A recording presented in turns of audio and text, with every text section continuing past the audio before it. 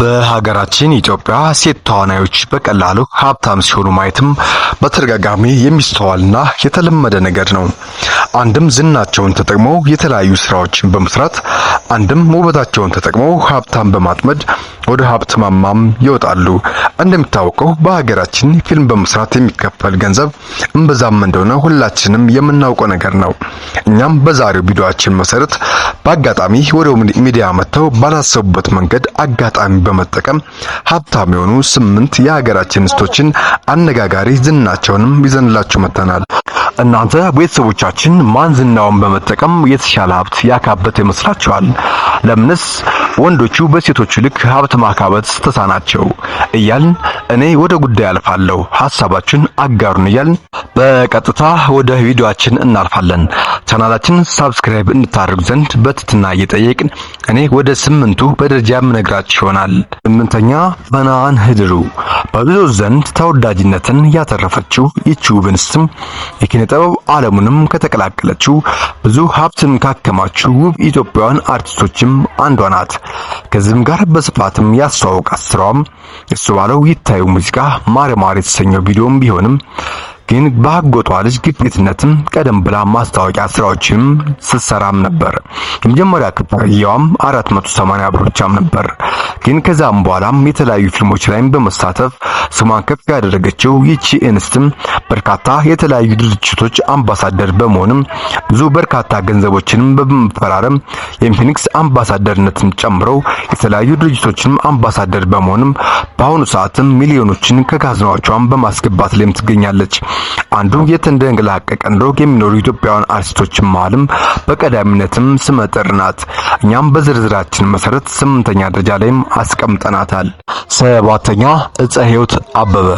ምንም እንኳን የኪነ ጥበብ ዓለሙን በድንገት ብትቀላቀልም እንኳን ዝናዋን ተጠቅማ በርካታ ገንዘብ ልታካብትም የቻለችው በ16 ዓመቷ ሞዴሊንግ የጀመረችው ዕፀ ሕይወት አበበ በኋላም ኢንዛውስ የተሰኘው የጆዚ ሙዚቃ ላይ የኪነ ጥበብ ዓለሙንም የተቀላቀለችው የዕፀ ሕይወት 2 ትዳር በነበራትም ሲሆን ስትፋታም የተካፈለችው ሀብት መጠንም ከፍተኛ በመሆንም ምንጭ እንደሆነ ብዙዎችም ይጠቅሳሉ። በተለይም 2009 ዓመተ ምህረት ተስፋ ስንታየው ከተባለ የቀድሞ ባሏ ጋር ስትላይ ካፈራቻቸው 2 ትራክተሮች፣ 1 ቶዮታ መኪና እንዲሁም ኮንዶሚኒየም ቤትና 1 ሚሊዮን 350 ሺህ ብር በዋነኝነቶቹም ተጠቃሾች ናቸው። 6ኛ ሃናን ታሪክ። የ30 ሚሊዮን ብር V8 መኪና የምታሽከረክረውና በዚህ አርት ያመጣላትን እድል ተጠቅማ በርካታ ገንዘብ በማግኘት ሀብትን ካፒታሏን ማሳደግ የቻለችው ይቺ ኢትዮጵያዊንስ መካከልም 6ኛ ደረጃ ላይም ተቀምጣለች። ስለ ውበቷ ብዙዎች የሚመሰክሩላት ሃናን በቅርቡ 10 ሚሊዮን ብር ለ2 ዓመታት የሚቆይ የብራንድ አምባሳደርነት የተፈራረመችው ኤኤስ የተባለውን የታሸገ የኬክ ምርቶችም ጭምር በርካታ ድርጅቶችን ብራንድ አምባሳደር በመሆንም ሀብት ላይም ሀብት ልትጨምርም ትችላለች። ቦሌ ኦሮቢክ አካባቢ ተወልዳ ያደገችው ከአምባሳደርነቷም ተጨማሪ ብዙ የግል ቢዝነሶችን ባለቤት ናት። በዝርዝራችን መሰረትም 6ኛ ደረጃ ላይም ልትቀመጥም ትችላለች። 5ኛ ኑሐሚን መሰረት። በአጋጣሚ ወደ ጥበብ ዓለም ገብታ በዛው ከቀሩ አርቲስቶች ተርታም የምትመደበው ኑሐሚን ቆንጆ የሚባሉት የሀገራችን አርቲስቶች መሃልም አንዷ ናት። ታናሞ በተሰኘው የሳንቾ ገብሬ ዘፈን ከህዝብ ጋርም የተዋወቀችው ይቺ አርቲስት በርካታ ፊልሞች ላይም በትወናም ተሳትፋለች።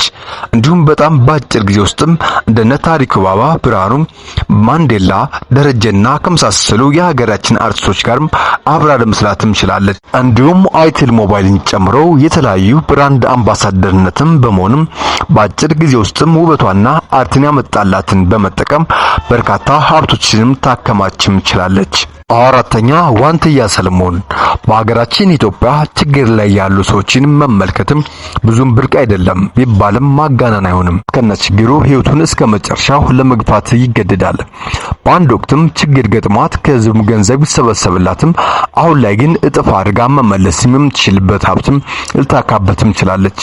ምንም እንኳን የሷ ጥንካሬ ትልቅ ቦታ ቢይዝም የሁሉም ነገር መጀመሪያ ኢቢኤስ ቴሌቪዥን መቅረብ እድል ማግኘቷ ነውና እኛም እድል ሀብትም ዝናን ከሆኑ አርቲስቶች ዝርዝርም 4ኛ ላይ ልናስቀምጣት እንችላለን። እናንተ በአንትያ ጉዳይ ላይ ሐሳባችሁን እንድታጋሩን እንጠይቃለን።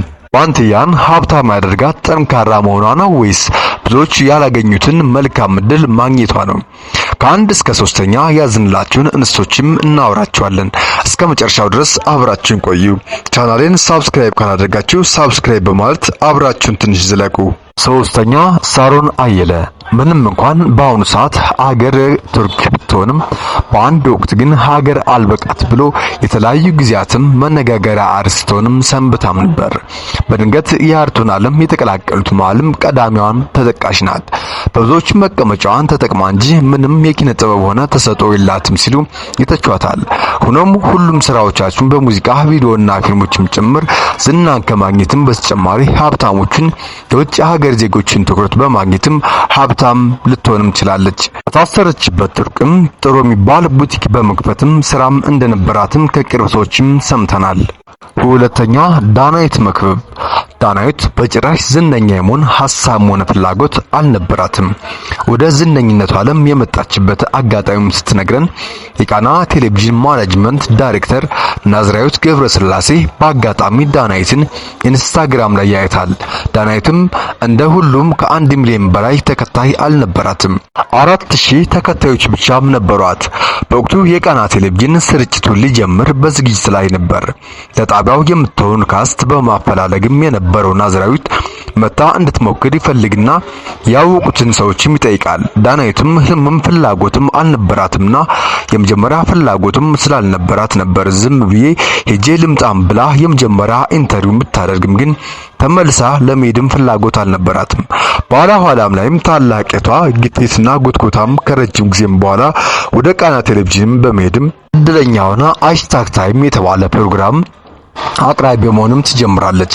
በቀላል ዝናና ተወዳጅነትን በማግኘት የተለያዩ ድርጅቶችም አምባሳደር በመሆንም ሀብትም ልታካብትም የቻለችው የምትነዳው መኪናም ቢሆንም ማርሴዲስ GL የተባለ ሲሆን በመኪና ዋጋ ከ20 ሚሊዮን ብር በላይ ነው። መቼም የአንዳንዱ ሰው ድል አይነገርም ነው። መልሱን ለእናንተ ተሰናል። ማህደር አሰፋ ጥቂት የማይባሉ ፊልሞችን ብትሰራም በስፋት ከዚሁ ጋር የሚያስተዋውቃት ስራዋም ሰው የተባለ ተከታታይ የቴሌቪዥን ድራማም ነበር።